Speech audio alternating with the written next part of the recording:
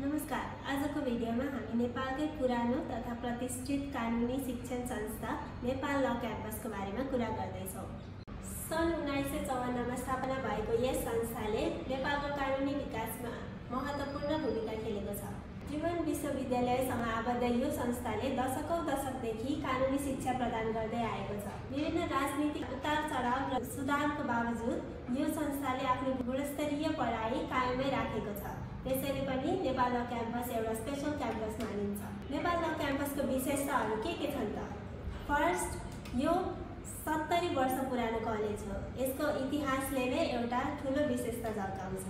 काठमाडौँको केन्द्रमा रहेको यो कलेज सर्वोच्च अदालत, विभिन्न मन्त्रालयहरू र कानुनी संकायको नजिक पर्दछ। त्यसैले स्टुडेन्टहरूले नजिकैबाट हाम्रो कानुनी प्रणाली पनि निहाल्न पाउनेछन्। थियोरिटिकल नलेज मात्र नभई प्र्याक्टिकल रूपमा पनि सोच्न, विश्लेषण गर्न र कानुनी बहस पनि गर्नलाई राम्रो प्र्याक्टिस पनि नेपाल ल क्याम्पसले गराउँदैछ। यहाँ पढेका विद्यार्थीहरू देशको उच्च स्तरीय पदहरू जस्तै न्यायाधीश, कानुन व्यवसायी र नीति निर्माणकर्ता समेत भएका छन्। अब नेपाल ल क्याम्पसमा कुन पढाइ हुन्छ त्यो बारेमा चर्चा गरौँ। सुरुमा आउँछ BA LLB। यो 5 वर्षे कोर्स हो। कुनै पनि विषयमा +2 पास गरेर विद्यार्थीले 5 वर्ष BA LLB पढ्न सक्नेछन्। अर्को छ LLB।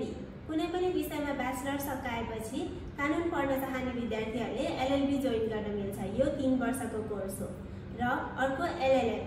BA LLB अथवा LLB गरेका विद्यार्थीहरूले LLM गर्न चाहेमा 2 वर्षे अथवा 3 वर्षे LLM चुज गर्न सक्नेछन्।